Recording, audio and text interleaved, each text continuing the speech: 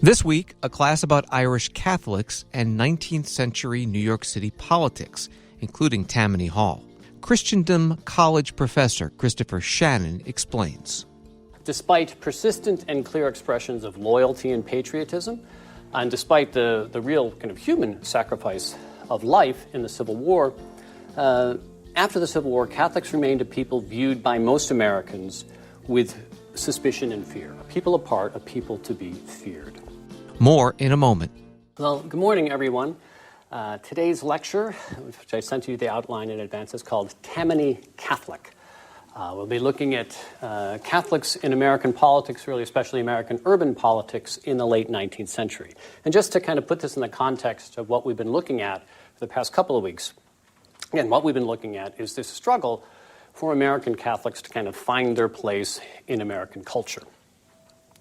Despite persistent and clear expressions of loyalty and patriotism, and despite the real kind of human sacrifice of life in the Civil War, after the Civil War, Catholics remained a people viewed by most Americans with suspicion and fear. A people apart, a people to be feared. A variety of reasons for this. They were members of what was perceived as a foreign church based in Rome. They were, as we've seen, participants in a separate school system. And even just by the virtue of their status as members of the working class at a time when the working classes are coming to be seen as the dangerous classes, Catholics appeared to many non-Catholic Americans as a people apart, a people dangerously apart. Catholic efforts to participate in mainstream American institutions only seem to make things worse. And this is perhaps most clear in the area that we will look at today, politics. Now recall, from the founding, really even before the founding of the United States, many Protestant Americans believed that the hierarchical authority structures of the Catholic Church instilled submission and servility in Catholics. Again, recall that reading from John Adams on the Canon and Feudal Law, where he described the Catholic Church as the root of all evil in history, certainly the root of all tyranny in human history. Adams was not an outlier on this front. That was a common component of Anglo-American political culture. And it was this submission to authority that rendered Catholics bad citizens in the new republic, bad citizens unfit to participate in American Republican, this is again small r Republican, political institutions. Much to the horror of native Protestants, however, Catholics, and especially the most hated Catholics of all, Irish Catholics, turned out to be enthusiastic participants in the American political order. Whatever their relation to authority within the church, Catholics embraced American political institutions and participation in those institutions. Still, this did not prove that Catholics could be good Americans. If anything, native Protestants responded by arguing that this participation itself was undermining the American political system because Catholics did not understand the true nature of politics. What is the true nature of politics? I think that's something we're still debating today. But it is clear in the late 19th century, late 19th century America, that Protestants and Catholics had different understandings of politics. And these different understandings, I think, are best understood not as different political theories, but as different political cultures.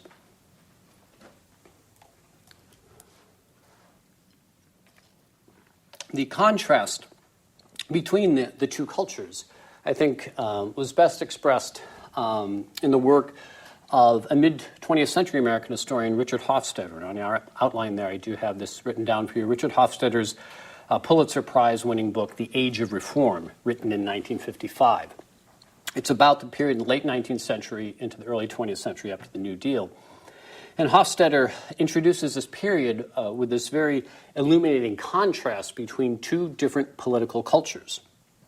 According to Hofstadter, one of those cultures he describes as founded upon indigenous, that means Anglo, indigenous middle-class Yankee Protestant political traditions. This Yankee Protestant political tradition assumed and demanded the constant disinterested activity of the citizen in public affairs. Disinterested is the key here. Politics is not supposed to be about interests. It is disinterested activity. This tradition argued that political life ought to be run in accordance with general principles in abstract law, apart from personal needs. We don't get into politics for our personal needs. In addition, this political culture carried with it the assumption that government should be, in a good part, an effort to moralize the lives of individuals. We've seen a bit of this already with the moral reform traditions that started in the 1830s. These weren't directly political in terms of being part of political parties, but things like the temperance movement is probably the best example of that. That temperance applied to politics means that politics should be used to raise the moral level of citizens. That's one political culture. According to Hofstadter, there was another political culture founded upon the European backgrounds of immigrants. So we've got kind of native Yankee Protestant versus immigrants. These immigrant cultures were generally unfamiliar with independent political action. These people did not come from republics. They weren't voting citizens in any way. Most of these immigrants were, however, very familiar with hierarchy and authority, not just Catholics, but any immigrant coming from a kind of a traditional peasant culture. These cultures are structured by hierarchy and authority. Immigrants come to America. They're not in search of political theory. They are desperately in need of basic material sustenance. And they took for granted that political life would flow out of those needs, that politics was very much about interests. Their interests, for them, largely the interests in survival, basic material survival. They understood politics not as disinterested impersonal activity, but politics mainly in terms of personal obligations and strong personal loyalties, again, rather than allegiance to abstract laws or morals. So it's personal. This is personal politics in a kind of immigrant 19th century way. Personal connections, personal loyalty. These two ideal types, if you will, of political cultures can be somewhat abstract. I want to begin just by giving you a very specific example of this contrast, a real-life example from history. This example comes from a book by the historian Jack Beattie. The book is called The Rascal King. It's a biography of James Michael Curley, an Irish Catholic Boston politician who, let's say, is a representative of that second culture. But this is what Beattie has to say, almost as if he were just directly following Hofstadter. Beattie writes, an archetypal Boston story illustrates the resulting clash of political cultures. A Beacon Hill lady, now Beacon Hill, it's kind of an elite WASP enclave within Boston, so think of that as standing for the first culture, the kind of Yankee Protestant culture. A Beacon Hill lady once went ringing doorbells in Irish South Boston on behalf of a high-minded candidate for the school committee. At one house, an Irish housewife listened politely to the lady's pitch for her candidate, and then asked, "But doesn't he have a sister who works for the schools or has something to do with the school system?" The Beacon Hill lady was shocked at what she took to be the suggestion of patronage. "I assure you, madam," she replied, "he is not the kind of man who would ever use his position to advance the interests of his sister." To which the South Boston housewife responded, "Well, if the SOB won't even help his own sister, why should I vote for him?" And so that captures that contrast more than anything else. Politics is about helping each other out in material ways. And for this South Boston Irish woman, it's not about making $1 million. It's just maybe getting a job for a sister or a relative or something like that. Again, very economic interests, sure. Material interests, sure. But very, very basic at the level of survival, not enrichment. Now, Hofstadter, writing in 1955, wrote, he described this contrast as one of Anglo versus ethnic, native versus immigrant. And that's certainly true, but that's fairly broad. Ethnic and immigrant I think he's using those terms to include a wide variety of groups. There's certainly not all immigrants were Catholics by any means. Many Jews, Protestants, even some Orthodox, particularly with the Greeks. But in terms of how this conflict played out in mainstream American culture, it was centrally a battle between Protestants and Catholics. It was certainly at the time understood in those terms. And this kind of religious aspect of this conflict is most clear in that first political cartoon I sent you. I think I called it Tammany Priest, a political cartoon by Thomas Nast, who was very appropriately named Thomas Nast, since so many of his cartoons are very nasty, particularly for Catholics and the Irish. But in this cartoon, Nast, again, makes very clear the kind of religious dimension of this conflict. You have, on the left hand of the cartoon, you have this ape-like Irishman.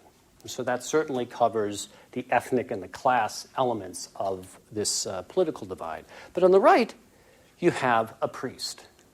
And in the middle, you have a goose with the label on it, the Democratic Party, and the ape-like Irishman and the priest, who we can assume also is Irish, are carving up the Democratic Party, carving up the spoils, if you will, of local politics. And I do want to stress figures like Hofstadter and even more recent historians tend to want to kind of downplay the religious element of this and really kind of stress class and ethnic. And I would say this is class on American Catholic history, and so I want to stress that it is impossible to view these conflicts apart from religion, that the religious divide in America in the late 19th century is as sharp or sharper than any kind of class or ethnic or racial divide.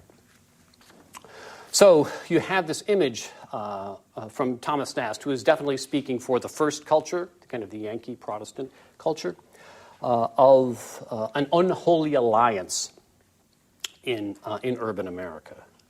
An unholy alliance between Irish Catholic immigrants and an Irish Catholic church. This unholy alliance, generally associated with the urban Democratic Party, but went by the more specific name of Tammany Hall. That's the lecture title today, Tammany Catholic. Tammany Hall was not the Democratic Party itself. It was a political club within the Democratic Party. So think of, I don't know, there's Christendom College here, and then maybe there's an SAC group, maybe the Contradance group. And if the real power in Christendom is in the Contradance group, they're the ones who control everything. And that's kind of how Tammany Hall functioned. And it did give some specificity as well to the Northern Democratic Party. Recall, we haven't had too much time to look at it in this class. The Democratic Party, again, the oldest party in American National, is extremely divided regionally.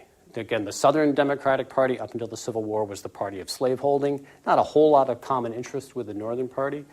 After the Civil War, it's not slaveholding anymore, but it is still distinctly Southern and very, very distinct from the Northern Democratic Party. The Southern Democratic Party is very Anglo, not Yankee, but certainly Anglo-native. They can claim to be true Americans.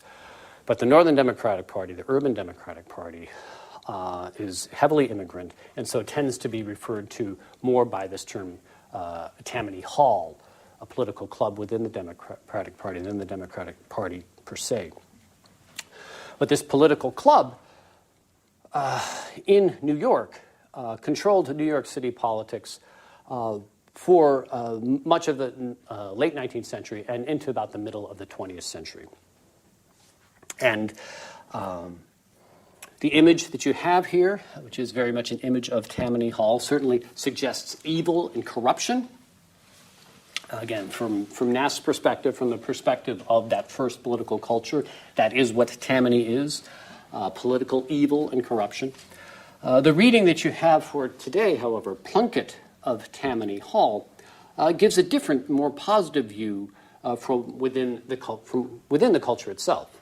And so first we're going to, for the next part of class, go over some of the history, the most relevant history of Tammany Hall in the middle of the 20th century. And then after that, we will look at some selections from Plunkett of Tammany Hall to give you what you could say is maybe the response from within that second political culture. First political culture, looking from the outside, this is all corruption. This is destroying American politics and American virtue. From within that culture, no. It's not destroying American politics or destroying virtue. It's just a different kind of virtue, a virtue very much rooted in community, as we shall see. Nast, again, writing from that first political culture, anti-Catholic, anti-Irish. But all that being said, the charges of corruption, that Tammany was corrupt, these were not unfounded. In fact, Thomas Nast first made a national name for himself by covering the exposure of such corruption in Tammany Hall politics through a scandal known as the Tweed Ring.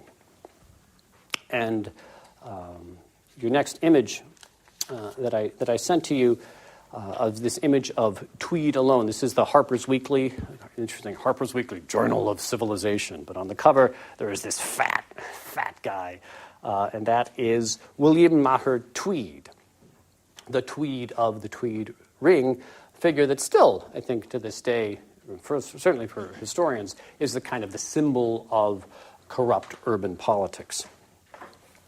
William Maher Tweed was popularly known as Boss Tweed.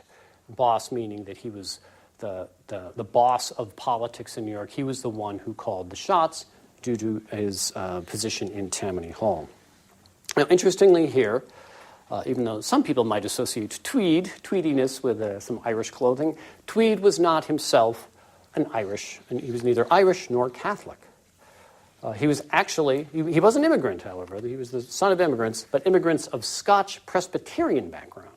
Now, think of this. I don't know how much of Irish history you all know. But back in the old Sod in Ireland, there was no sharper conflict than that between Irish Catholics and Scotch Presbyterians, or in Northern Ireland it would be kind of Scotch-Irish Presbyterians. They were sworn enemies in the old world. And it's not like those old world battle lines completely disappeared in the New World. About the time of the Tweed scandal, 1870, 1871, there were actually riots in New York City. They were called the Orange Riots. And they weren't about oranges.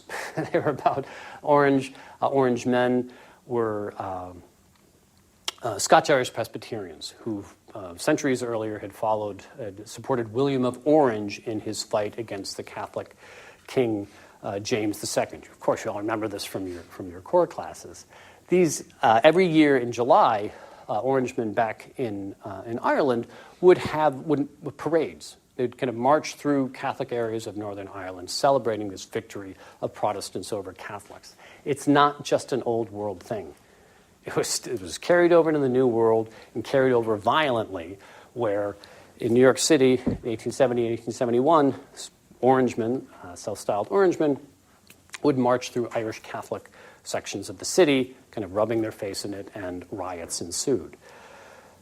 So that's an example of how old world resentments carried over into the new. But Tweed himself is an example of the possibilities of American life. He is of that same stock, but many of his followers, if not most of his followers in politics, were in fact Irish Catholics. Tweed did not carry those old resentments over. Tweed realized that he was in a cosmopolitan city, many different ethnic groups.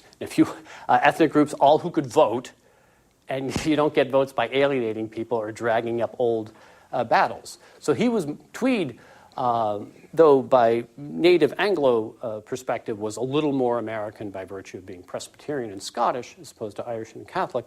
Nonetheless, kind of opened up to the Catholic community, especially the Irish Catholic community. And we see this in his inner circle, the so-called Tweed Ring that is associated, again, with this corruption. And the next image I have sent out to you is that of the Tweed Ring, and you see a ring of people all accusing the other person of corruption. But there are four figures that are highlighted in this image. I think you can see the carryover from the Harper's cover. The fat guy on the left there is Tweed himself. But going from the right, the kind of dweeby little guy there is Oakey Hall, often called Elegant Oakey. He was the mayor. He was the mayor of New York, but a mayor who was handpicked by the real power in New York, Boss Tweed, the head of Tammany Hall. Oakey was of native Anglo stock. And at this point, it was important to have somebody like that out in front. even if they're only a figurehead, it would help to kind of soften the blow of this immigrant political power. It would give, at least they were trying to give critics the illusion, if you will, that Anglo-Americans were still in power. So that kind of figurehead, the public figure, public face of the Democratic Party, at least at the level of mayor, around the time of Tweed was Oakey Hall. So you've got Tweed, Scotch Presbyterian, Oakey Hall, an Anglo-American, but the other two figures, the ones that are interesting right in the center of this picture here, are Irish Catholics. Richard Slippery Dick Connolly, who served as comptroller in the city government, and Peter Sweeney, who served as commissioner of parks. Now, neither of these positions suggest great political power. I mean, I think the mayor is the person who runs things, but no, not at this time. These kind of more minor, really unelected bureaucratic positions like comptroller and commissioner of parks, these were much more important because these were positions that dealt with finances and jobs. So, half of the Tweed ring is Irish Catholic. But more importantly, Tammany's rank and file was overwhelmingly Irish and Catholic. And Tweed was seen as their champion by Tweed's critics. Tweed was seen by the Irish Catholics themselves as their champion. So again, this sense of the possibilities of the new world to put aside old world resentments. They didn't say, oh, we're not going to vote or we're not going to support a Scots Presbyterian. No, they supported him because he supported them. But there was undoubtedly and truly corruption, at least financial corruption, at the heart of this relationship. In 1871, the New York Times charged Tweed with having looted the New York City Treasury to the tune of $45 million. Now, that may be chump change these days. But at the time, it amounted to a sum greater than the entire annual U.S. federal budget before the Civil War. So this is a lot of money. It's a lot of money. At the time of the indictment, Tweed served as the city's Commissioner of Public Works. Again, it seems like a kind of a minor bureaucratic job, position, nothing that would carry with it great power. But as I've said before, his true political power lay in his position as head of Tammany Hall. As head of Tammany Hall, he controlled the selection of candidates that the Democratic Party would run. He picked the candidates. And he was in charge of making sure that those candidates went. Oh, yeah, Jack. Sorry, was Tweed accused of stealing $45 million? Yes. The Tweed ring is implicated because, as I'll say here, they all shared in it. But he was the focus of the accusation because everybody, people like Nast and the critics realized that he was the power behind the throne. And so if you're going to focus on somebody to indict, it was going to be Tweed. And again, as we'll see, the indictment was fair enough because indeed he was behind all this. But aside from enriching himself, his job as head of Tammany Hall, again, was to pick the slate of candidates and make sure that they won by any means necessary, so to speak, including voter fraud, that is repeaters or ballot box stuffing or creative arithmetic maybe in the counting, or simple physical intimidation.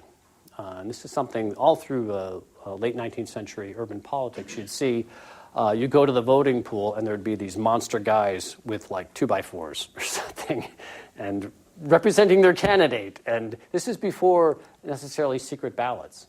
So you go in there and people can see how you're voting.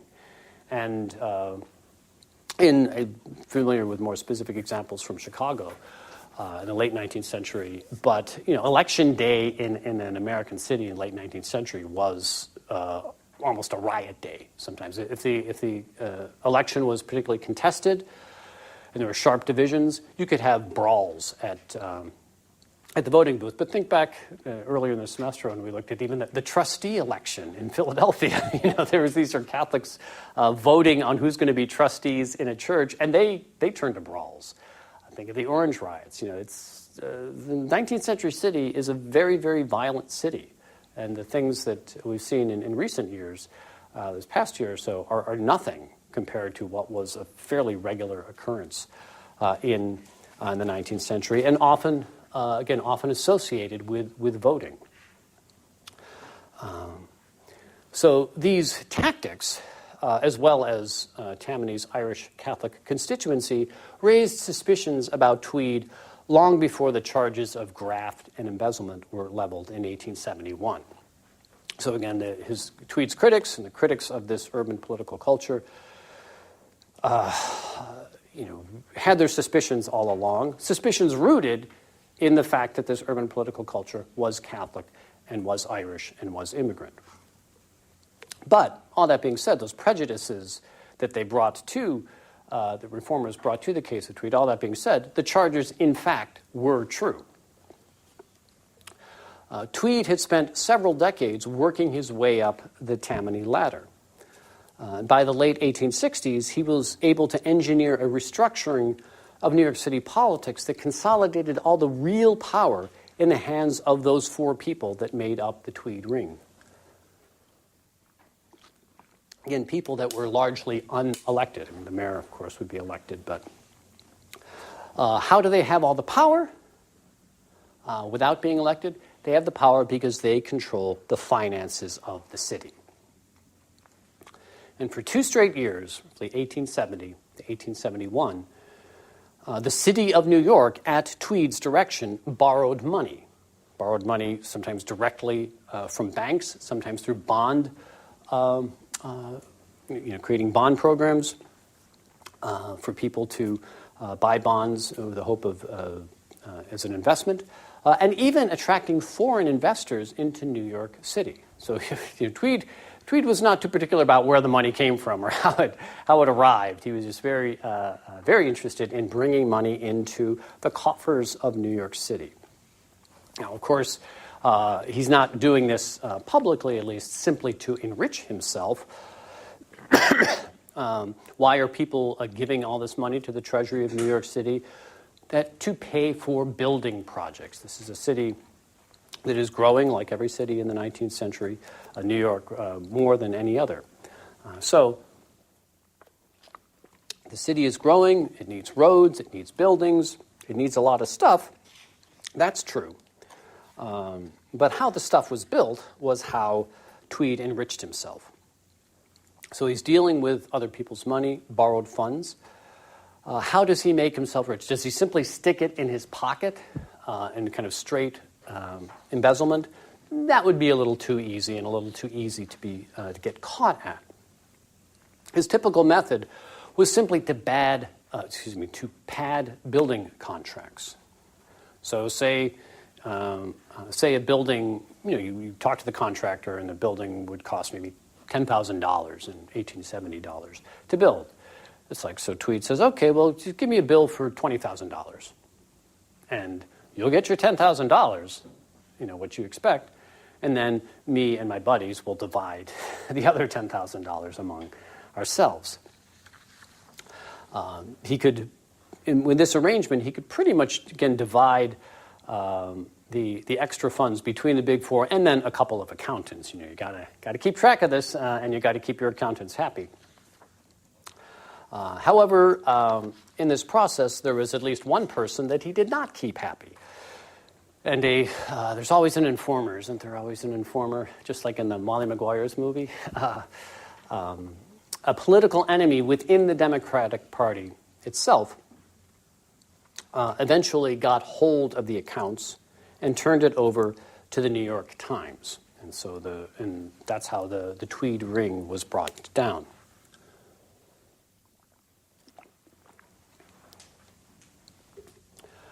Tweed's followers were shocked by the scale of the graft.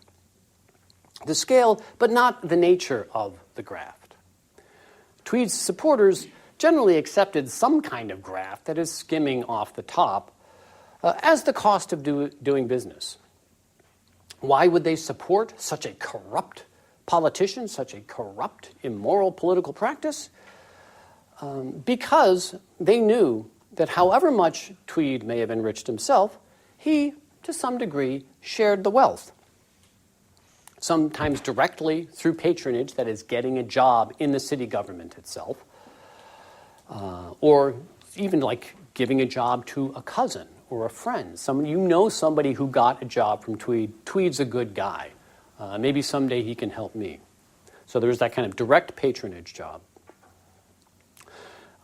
Sometimes there was indirect financial benefit through, say, a job on these building projects that were funded by borrowing. So, Tweed is certainly lining his pockets on these building projects, but a working class New Yorker is maybe getting a job on one of these building projects. So for them, hey, it's a job, and I have, one way or another, I have Tweed to thank for this. And so Tweed's okay with me. I don't care if he's getting his millions. I'm getting something. I'm feeding my family. And this is the level that, this is survival. This is kind of basic survival.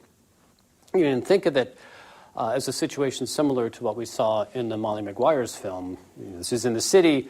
It's not coal mines, although if you, see any pictures of New York City in the late 19th century, it's almost as filthy as a coal mine.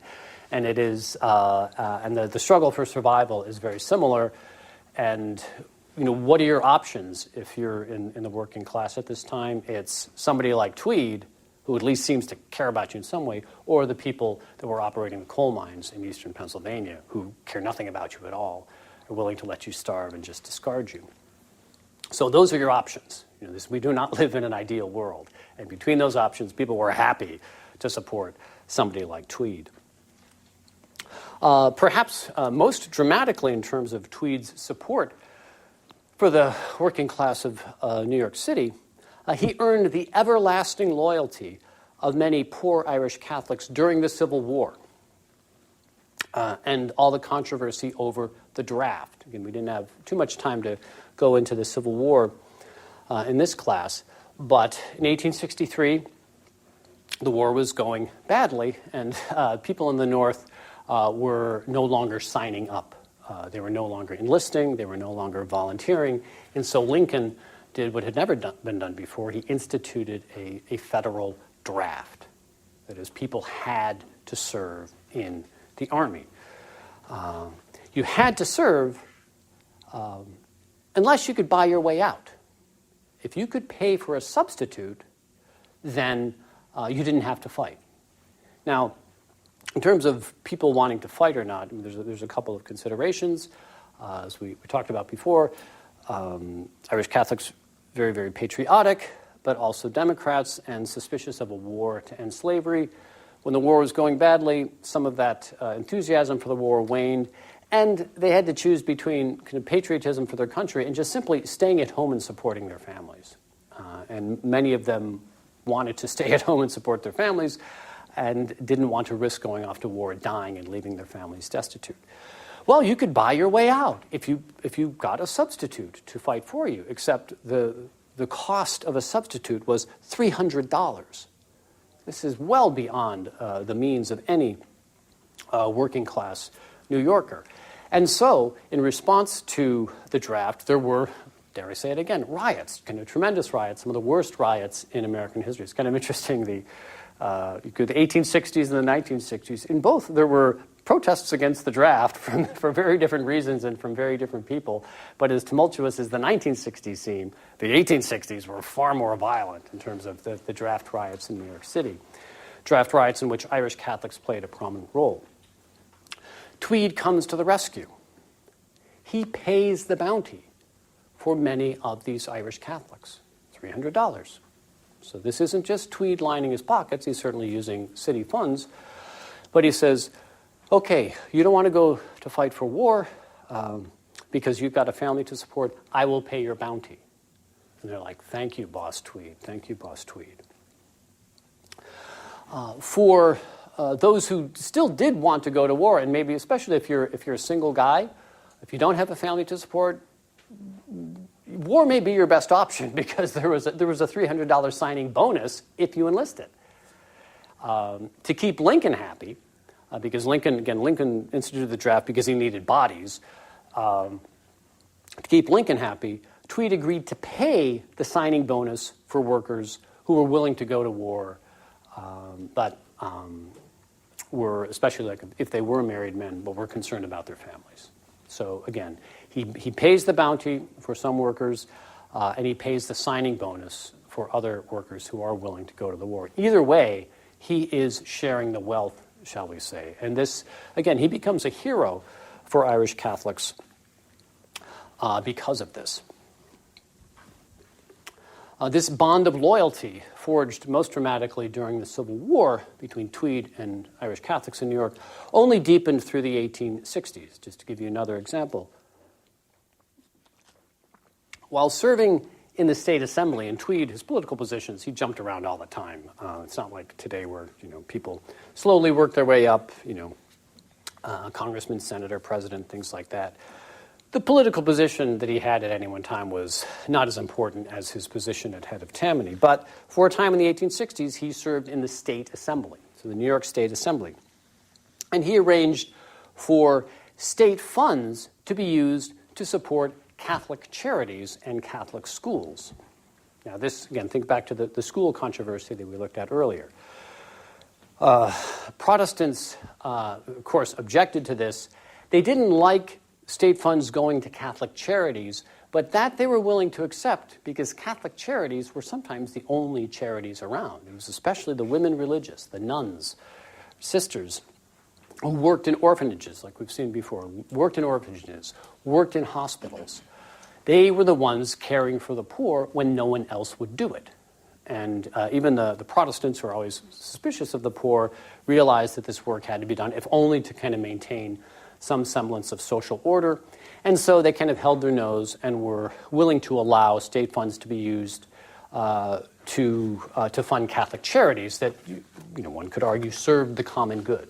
Charities such as orphanages and hospitals. Schools were different.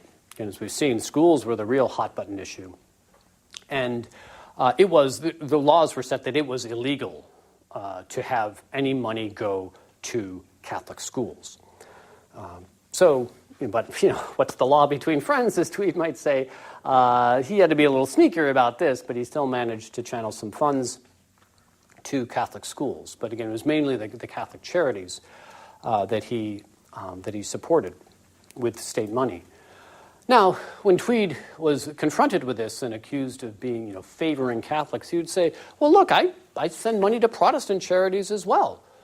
If Catholic charities receive more, it's because they support me more. It's as basic as that. You get what you pay for. If I'll take Protestant votes, I don't mind. And if I get Protestant votes, then I will return the favor by channeling some charity funds into Protestant organizations. But again, Catholic charities, particularly those run by religious sisters, nuns, were the most important private charities in New York in the 19th century. They got money from Tweed, too. So again, another, even if you're not directly using an orphanage, Tweed, a Scotch Presbyterian, seems like a friend of Irish Catholics. He's a friend of the church. He's a friend to the good sisters that are running the orphanages and the hospitals. So this is all great for Tweed.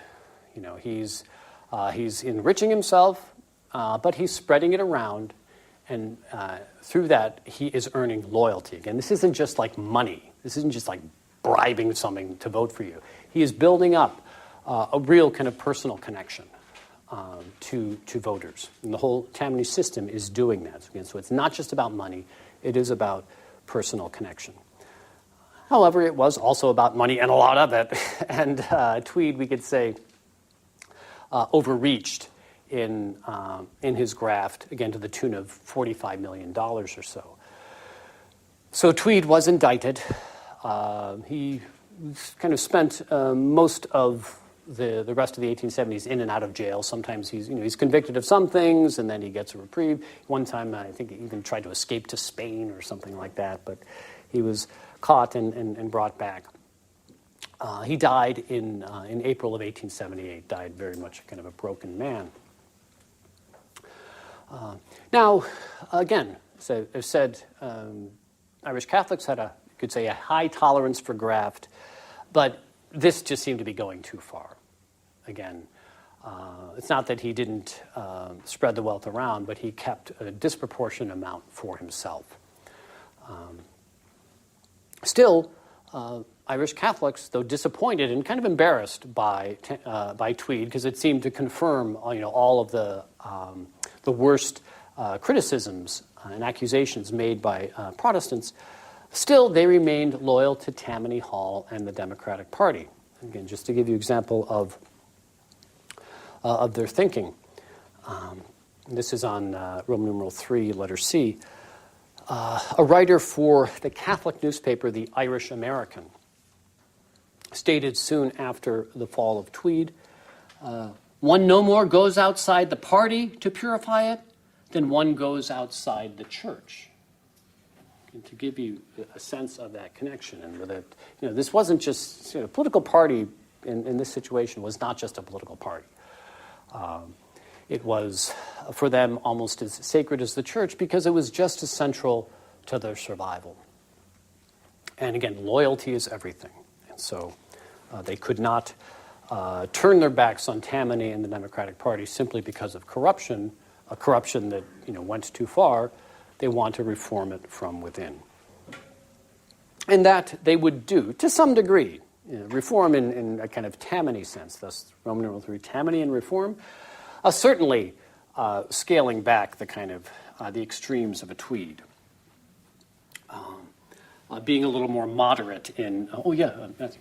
So did this corruption scandal have a broader impact on the National Democratic Party, or was it mostly limited to New York City? Good question. It certainly had national implications. Harper's Weekly was a national magazine, and Nast's cartoons, again, were spread across the country. And they had a tremendous effect in terms of linking political corruption with local urban politics. But at the same time, there's political corruption across the board. In the late 1860s, the Grant administration, so this is the National Republican Party general, their rhetoric is one of kind of moral uprightness. You can remember when we looked at earlier, Grant's attack on Catholic schools in the name of, Republican political principles. Still, Grant's administration was one of the most corrupt ever, at least corrupt up to that point. So there was a lot of graft at the national level.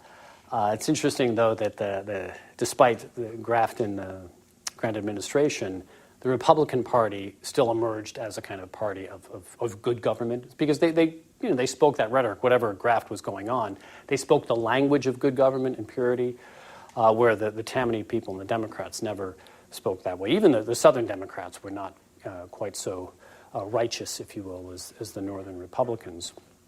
And there is, in coming out of both the corruption in the Grant administration and other scandals, there's a movement at the national level for what they call civil service reform. And this is the idea. I didn't want to get too much into it here, but it's a good question that you ask. So to clarify, at the national level, this is playing out at the national level as well.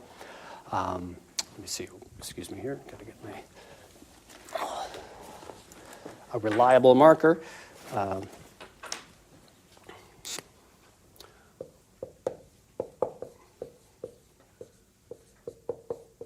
Civil service reform.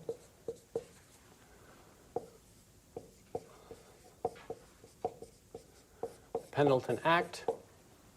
It was around, it's in the early 1880s. I don't have the exact date in my mind. But here's the situation. To cut down on graft, on just giving jobs to your friends, the idea is we don't need cronies in government. We need people that can actually do the job. And so we need a civil service. That is, you're going to get a job in government not because you know somebody, but because you're qualified. So there will be a civil service test you will take. This is something that will be played out at the national level. There's the Pendleton Act is a civil service reform act that mandated that a greater percentage of federal government jobs would be acquired only through passing a civil service exam. This is, in terms of the Plunkett readings, this is one that it's a big issue with Plunkett as well. I chose not to focus on it for reasons that we'll see here. But this is also being played out at the local level. So civil service reform is something that connects national government politics and local politics. The whole Tweed scandal and just the general operation of local politics convinced many reformers, again, largely kind of Protestant reformers, people from that first political culture, that the way to get good government was to have civil service reform, to have, ideally, every position in government being staffed by somebody who is qualified. How do we know that they're qualified? Well, they've passed a civil service test. Now, I'll digress a bit here, because this goes back to that one of those earlier figures I looked at, James Michael Curley, the oft-times mayor and one-time governor in Boston and Massachusetts. He won his first elected position. He earned when he was in jail. He was in jail because he and this other friend of his took civil service exams for a poor Irish Catholic who needed a city job but couldn't pass the civil service exam. And think of the civil service exam as like an SAT test. It's really, whatever skills it might assess or judge, it is primarily a way of weeding people out. Or even, dare I say, the college degree, right? You go to apply for a job, you must have a 4-year degree. Really? To do this job? Do I need a 4-year degree? Yes, you do. You probably don't need a 4-year degree to do many jobs, but it's required. It's a way of weeding people out. And that certainly was the purpose of the civil service at the local level. And so Curley's response, he was breaking the law. He was taking a test for somebody else, misrepresenting himself. But he turned that to his advantage in his campaign. His campaign slogan was, "He did it for a friend," and he got elected.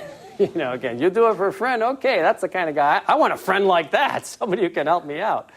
So, again, this does, the local and the national political conversation, if you will, do link up on civil service. But it is interesting how, even to this day, when we talk about corruption, it's always localized. It's always the local politicians, particularly an ethnic politician, that is the corrupt one. Even think of contemporary politics. If government at the federal level is attacked, it's not so much for corruption, but for big government, big spending, too much. It's not that bureaucrats are corrupt. It's that they're bureaucrats.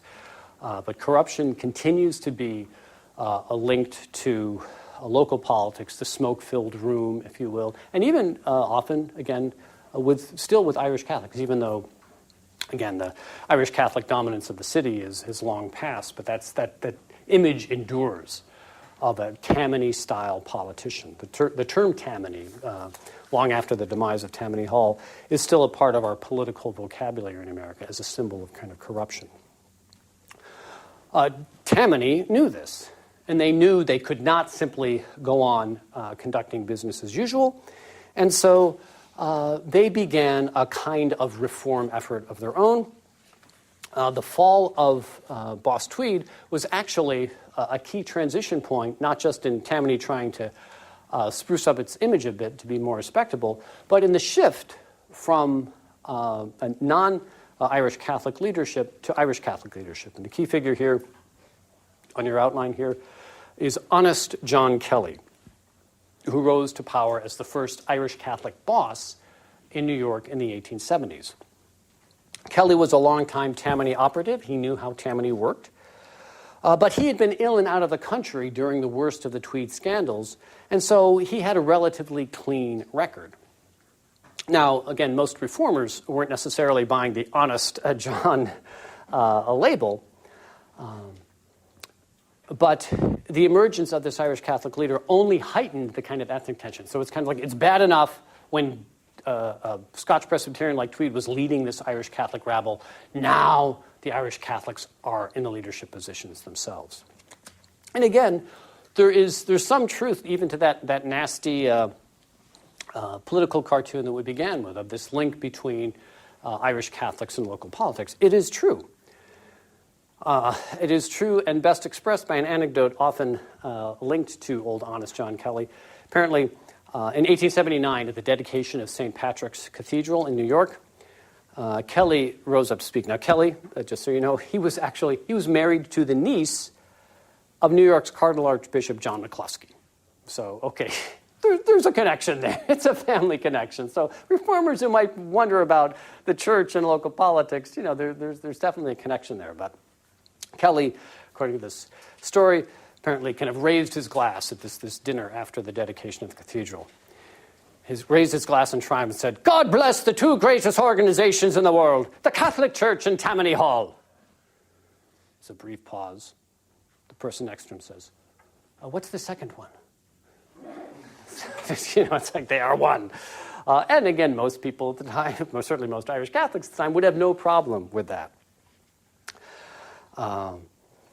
Again, Irish supported Tammany because Tammany supported them in any number of ways.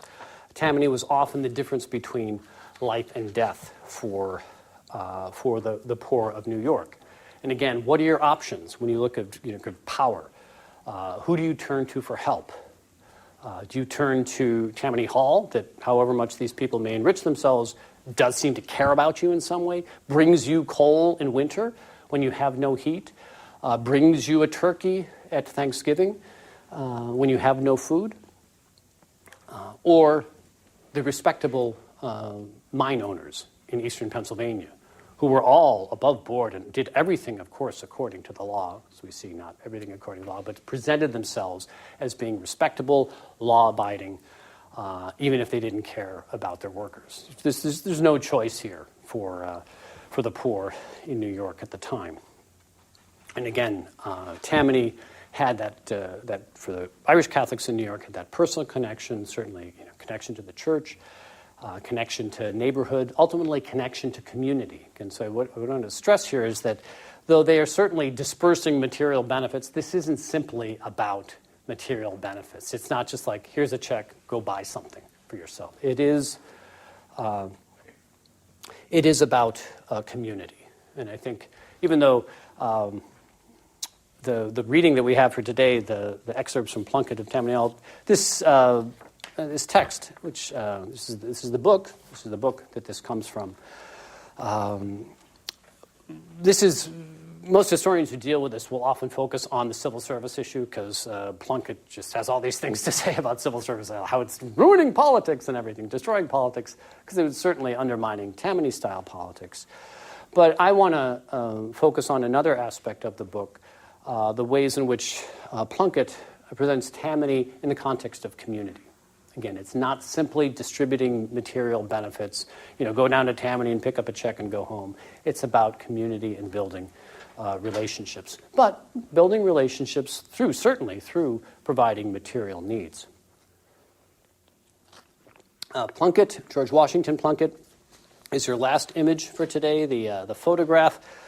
This is Plunkett at the New York County Courthouse boot black stand, which is kind of his papal throne, if you will, where he speaks ex cathedra on sharing the political wisdom to New York. I mean, this is the kind of place that a Tammany politician would be, kind of right in the heart of things. Plunkett, like Tweed, held a variety of positions, from anything from local alderman, kind of like a city councilman, to New York State Assembly and senator. But again, the particular position didn't matter so much as his access to patronage jobs. This is how he built loyalty for voters, and this is also how he enriched himself. And again, think of the Tweed scandal and the problem of kind of excessive enrichment. Plunkett of Tammany Hall was written 30 years or so after, 1905. Things have changed somewhat. Some distinctions, shall we say, have been introduced, but there's no pretense here. There's no we're honest politicians, we're above board, we would never enrich ourselves through politics. No, he's very upfront. The first chapter is very upfront about the fact that he does, in fact, enrich himself through politics. But he makes a key I don't know if I'd say Aristotelian, but a key moral distinction here, perhaps one that you haven't encountered in your philosophy classes. The distinction between honest graft and dishonest graft. Again, just to read you this passage here. Everybody is talking these days about Tammany men growing rich on graft, but nobody thinks of drawing the distinction between honest graft and dishonest graft. There's all the difference in the world between the two. Yes, many of our men have grown rich in politics. I have myself. I've made a big fortune out of the game, and I'm getting richer every day. But I've not gone in for dishonest graft, blackmailing gamblers, saloon keepers, disorderly people. And neither is any of the men who have made big fortunes in politics. There's an honest graft, and I'm an example of how it works. I might sum up the whole thing by saying, I seen my opportunities, and I took them. Just let me explain by examples. My party's in power in the city, and it's going to undertake a lot of public improvements. Well, I'm tipped off that they're going to lay out a new park in a certain place. I see my opportunity and I take it. I go to that place and I buy up all the land I can in the neighborhood. Then the board of this or that makes its plan public, and there's a rush to get my land, which nobody cared particularly for before. Ain't it perfectly honest to charge a good price and make a profit on my investment in foresight? Of course it is. Well, that's honest graft. So again, let's say a unique, particular kind of moral distinction, but one there nonetheless. Again, this didn't assure reformers that everything was above board. It certainly seems and was just kind of a justification for what he's doing. But he goes on to make a more important distinction. Certainly the honest, dishonest graft is intended to be comical. All of these reflections they're done in a very kind of light way. This is not a work of political theory, though we'll see he takes on political theory a little later. But he goes on to make a distinction that is, for all of the lightness in tone of this, that is very, very important. And he does it in a chapter where he's responding to one of these exposés that was written at the time, a book, The Shame of the Cities, again, that's exposing all this corruption, that's exposing the graft that he's, in some ways, kind of freely admitting to. This Shame of the Cities, written by Lincoln Steffens, go to the passage here. Steffens means well, but like all reformers, he don't know how to make distinctions. He can't see no difference between honest graft and dishonest graft. And consequent, he gets things all mixed up. There's the biggest kind of difference between political looters and politicians who make a fortune out of politics by keeping their eyes wide open. The looter goes in for himself alone without considering his organization or his city. The politician looks after his interests, the organization's interests, and the city's interests all at the same time. See the distinction? For instance, I ain't no looter. The looter hogs it. I never hogged. I made my pile in politics, but at the same time, I served the organization and got more big improvements for New York City than any other living man. And I never monkeyed with the penal code. So this is like rationalization, justification, sure, but again, for his constituents, if they're getting jobs on these improvements, these building projects, that's fine. It doesn't have to be equal. If anything, the kind of fancy clothes he might wear would be something to aspire to for some of them, but the big key is this distinction between a politician and a looter. A looter keeps it all for themselves. And you could say, looking back, Tweed, given the enormous disparity between what he took in and what he distributed, Tweed would be judged a looter, keeping too much for himself. And that's the sin. That's the immorality, when you keep too much for yourself. But you spread it around, you take a little more for yourself, okay, that's, you're the leader, you deserve to get a little more. But as long as you're spreading it around, let's say fairly, if not exactly equally, then you're fine. And again, think of what the alternatives are.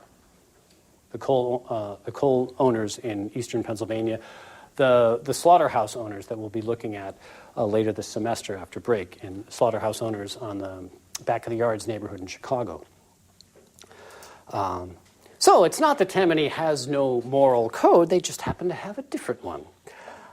And the difference between right and wrong here is primarily in how you treat others. It's not strict adherence to the rules.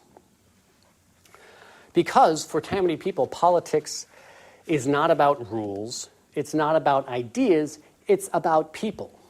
it's kind of interesting. Now, I assume most of the people in this class are history majors. You were never led astray by, say, political science. Political science.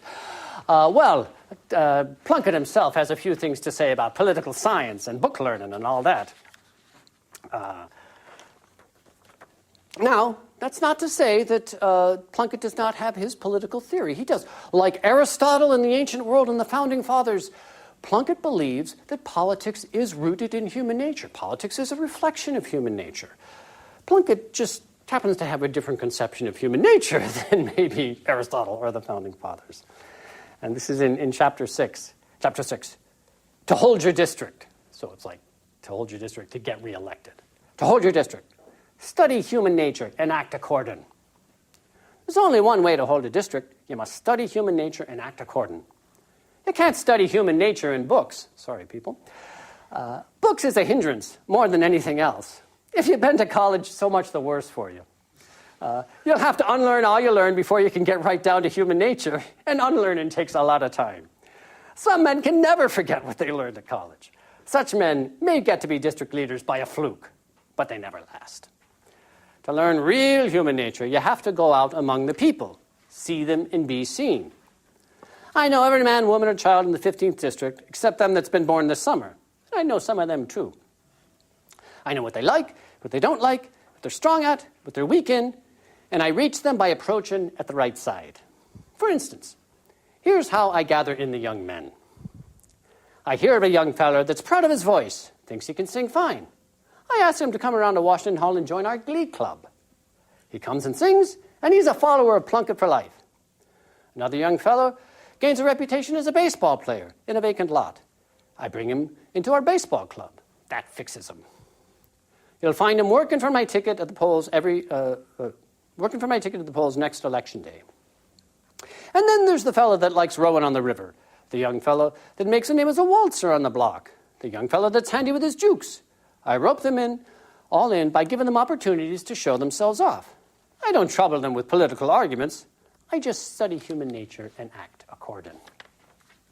So again, he's building up loyalty, not simply through politics directly, or not discussing the great political theories or ideas or what needs to be done to improve the city or anything like that, by giving people something to do, by giving them a social life, encouraging the things that they like to do, that they then come to associate with their political party. And it is interesting, just as a quick aside here, a lot of these activities that were done through political parties or through fraternal organizations, often ethnic fraternal organizations, gradually get absorbed by the schools. The school becomes everything. In the spirit of the civil service room, we have to get people, playing baseball for Tammany Hall? No. Play for the high school.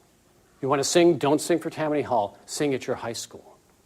Well, these activities, sports, music, the arts, entertainment, if you will, that people developed in this political context, in the context of these political clubs, gradually the school absorbs everything. Plunkett could see that happen, thus his bias against schools and book learning.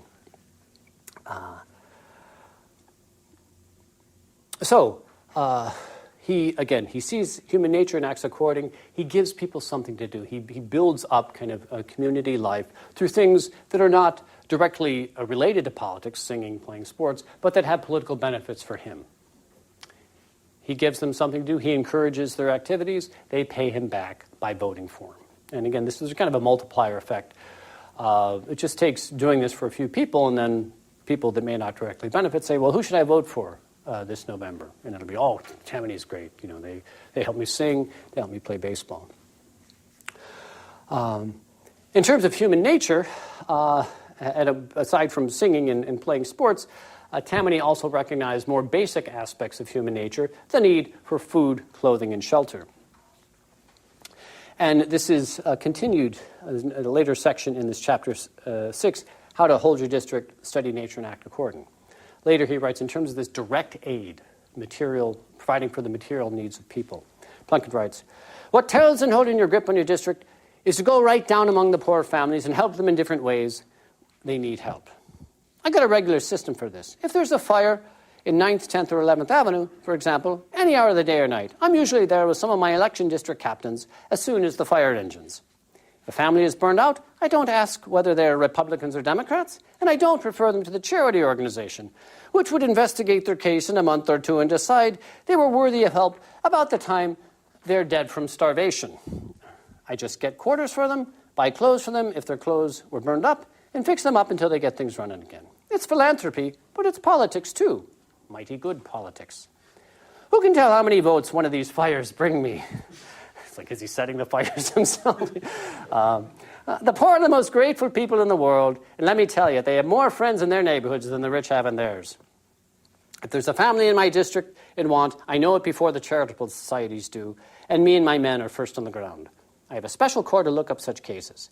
The consequence is that the poor look up to George W. Plunkett as a father. Come to him in time of trouble. Excuse me, I mangled this last thing. The consequence is that the poor look up to George W. Plunkett as a father. Come to him in trouble, and don't forget him on election day. So again, these are kind of, there's an exchange here. You need something, I need something. And I just want to comment a bit on one part of this passage where he talks about the Charity Organization Society. Again, this is a big distinction, at least at the time, between generally like the Protestant charity organizations, which he's referring to, and the Catholic ones. That among the Protestant, there was much more this sense of like kind of suspicion of the poor. If you're poor, why are you poor? Why do you need food? You know, haven't you been saving your money? Have you been irresponsible? Are you a drunk? This sense of like, we need to determine if you are truly needy or just a lazy good-for-nothing. This attitude was creeping into some Catholic charity as well, but in general, the Catholic notion from the Bible that the poor you will always have with you meant, well, it's not your fault. Look at the city. The city's full of poor people. You're going to say, like, it's your fault because you're poor?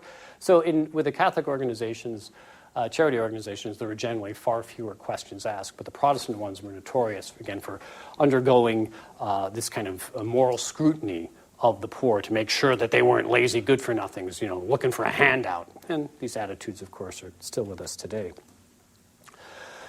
I've spoken about Tammany mainly in terms of Irish Catholics, and I think certainly in the public profile of Tammany and the leadership at this time, they were the dominant group. But New York was changing. Certainly by the late 19th century, there's a new wave of immigrants. Early in the semester, we looked at the Germans and the Irish coming in the middle of the 20th century. But late 20th century, a new wave of immigrants, largely from Southern and Eastern Europe. So a lot of Italians. In New York City, it's largely kind of Italians and Jews. You might think, with Italians, there's going to be a natural religious connection between the Irish, with the Irish, but that really didn't play out in some ways. In terms of Tammany politics, the alliance was more with Jews than with Italians. As we've seen earlier in the semester, it's not like a common faith was able to overcome ethnic divisions within the church. In some ways, it almost kind of increased the rivalry to some degree. But the demographics of New York are changing. New immigrants are coming in. What's Tammany to do with them? Historians have often made a contrast between kind of East Coast urban politics and the Midwest, saying that the Irish on the East Coast were a bit more tribal, like less willing to bring in other ethnic groups, where in the Midwest, like Chicago kind of being the best example, that there were much more kind of big tent in terms of ethnic groups.